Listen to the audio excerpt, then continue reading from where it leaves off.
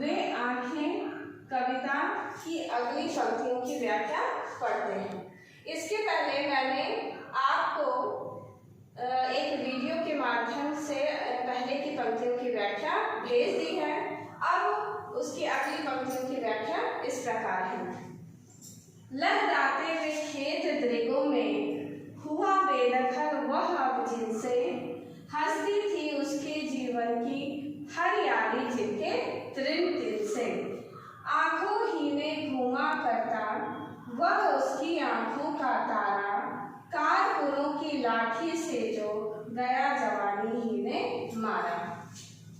इस पंक्ति में सुमित्रा नंदन पंत किसान की दयनीय स्थिति का वर्णन कर रहे हैं कि किसान का एक जब समय था जब उसके पास उसका अपना खेत था और उस खेत में वो खेती करके अपना और अपने परिवार का पालन पोषण करता था।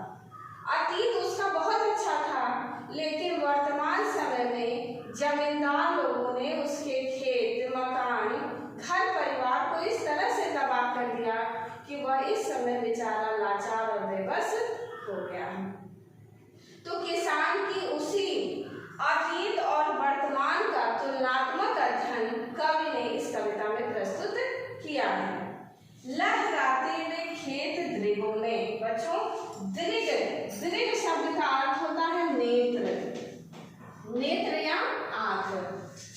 लहराते हुए खेत दृगों में हुआ बेदखल, बेदखल मतलब बिल्कुल अलग कर दिया गया है, वह अब जिनसे, हंसती थी उसके जीवन की हरियाली जिनके तृण तिल से।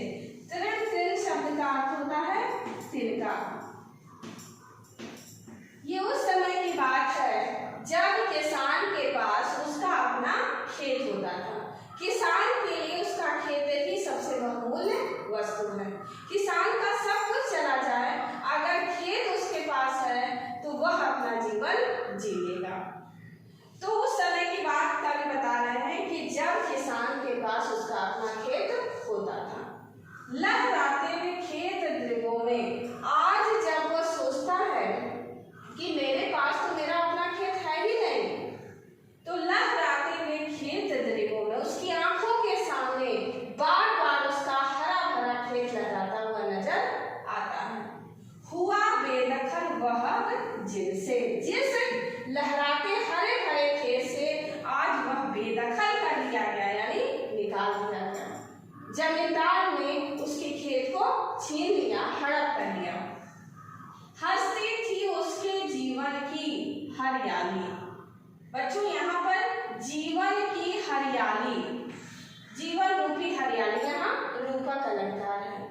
उसी खेत के बदौलत किसान की जीवन रूपी हरियाली हंसती थी, यानी किसान खेत में काम करता था और उससे अनाज की उपज करता था, उसको दुकान पर बाजार में बेच करके पैसे लाता था और उसी से वह अपना घर और परिवार का पालन पोषण करता था। आज जब वह याद करता है अपने खेत के बारे में, अपने परिवार के बारे में, तो उसकी आंखों से निरंतर आंसू गिरता। वो बहुत ही दुखी होता है, पीड़ित होता है, क्योंकि उसी खेत के एक एक तिनके से उसके जीवन रूपी हरियाली हंसती थी। ठीक है, अगला, आंखों में ही घूमा करता वह उसकी आंखों का तारा। बच्चों आंखों का तारा यह क्या है? मुहावरा है, यानी सबसे प्यारा। बच्चों किसान की आंख को अंधेरी गुफा के समान कहा गया है, यानी किसान के पास कोई एक दुख या दर्द नहीं है, बहुत सारे दुख हैं। पहले उसका खेत ले लिया गया, फिर उसका घर जो है नीलाम करा दिया गया, और कुछ समय के बाद जो उसकी आंखों का तारा था, यानी सबसे प्यारा बेटा था, उसको भी जमींदार के जो कारकुन होते हैं, जमींदार के पीछे लठ लेकर के जो उसकी सुरक्षा में चलते हैं, उन लोगों ने किसान के बेटे को उसी डंडे से मार मार करके उसकी हत्या कर दी। आंखों में ही घूमा करता, जब किसान अकेला बेचार दिनहीन होकर के जब अकेले बैठता है, तो वो सोचता है, उसको अपना हरा भरा खेत याद आता है और उसको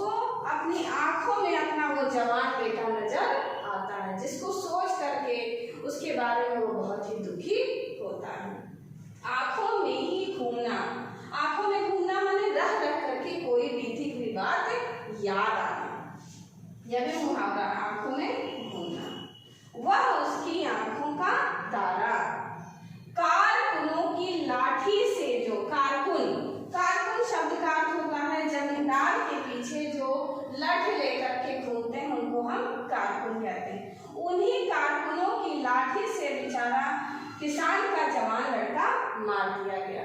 किसान के लड़के का कोई दोष नहीं था, वो पूरी तरह से सही था, ईमानदार था, लेकिन उस पर गलत आरोप लगा करके उसको कारकुन लोग अपनी लाठी से मार देते। तो बच्चों, इस तरह इस कविता में किस तरह से किसान के ऊपर एक के बाद एक विपत्ति और दुख और कष्ट आता है, किस तरह वो सारी समस्याओं को झेलता है और अंत में बेचारा अकेला ही बचा रहता है। तो जब वह अकेले बैठ करके नीरव रोदन करता, नीरव माने शांत होकर के वो रोता रहता है, किससे अपनी व्यथा करे, क्योंकि इस समाज में जितने भी उच्च वर्ग के लोग हैं वह निम्न वर्ग की दयनीय स्थिति को कोई भी सुनना समझना नहीं चाहता। जब हमारा देश आजाद नहीं हुआ था उसके पहले भी किसानों की बड़ी ही दयनीय स्थिति थी और आज भी किसान जो है इन तमाम तरह की समस्याओं से जूझ रहा है।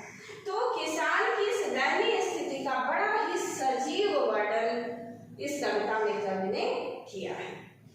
आपको ये व्याख्या पढ़ा दी गई। अब आइए देखते हैं कला पक्ष या शिल्पगत सौंदर्य। यह पूरी कविता बहुत ही सरल और सहज शब्दों में लिखी गई। भाषा क्या है? खड़ी बोली। कवि की प्रगतिशील रचना है ये। यहाँ पर कवि की प्रगतिशील दृष्टि सामने आई है। आंखों का तारा मुहावरे का सटीक प्रयोग है। इसके साथ ही आंखों में घूमना, आंखों में घूमना यह भी मुहावरा है, यानी रह करके कोई बात याद आना। कारकुनों की लाठी से जो गया जवानी खेलने वाला। तृण तृण में पुनरुक्ति प्रकाश अलंकार है। अब बच्चों, जीवन की हरियाली रूपक अलंकार है। जीवन रूपी हरियाली, जीवन रूपी हरियाली, इसमें क्या है? रूपक अलंकार है।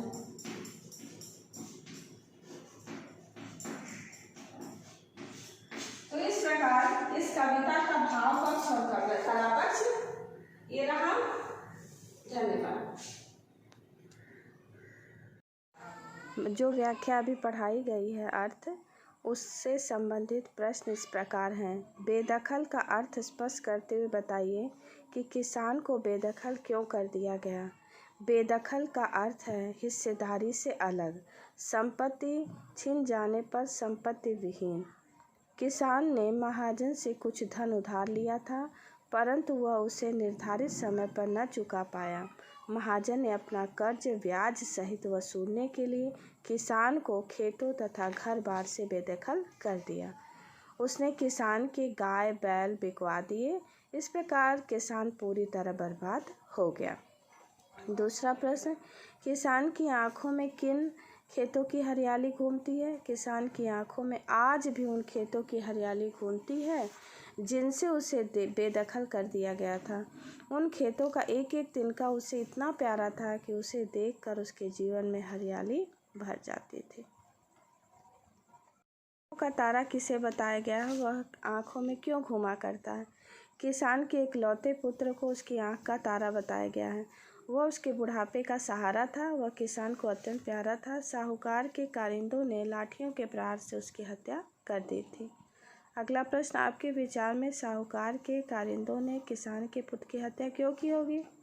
हमारे विचार से किसान के युवा पुत्र ने साहूकार के कारिंदों को अपने खेतों पर कब्जा करने से रोका होगा। अपने पूरे साहस एवं दमखम ने उसका विरोध किया होगा, इसलिए साहूकार के कारिंदों ने उसकी हत्या कर दी।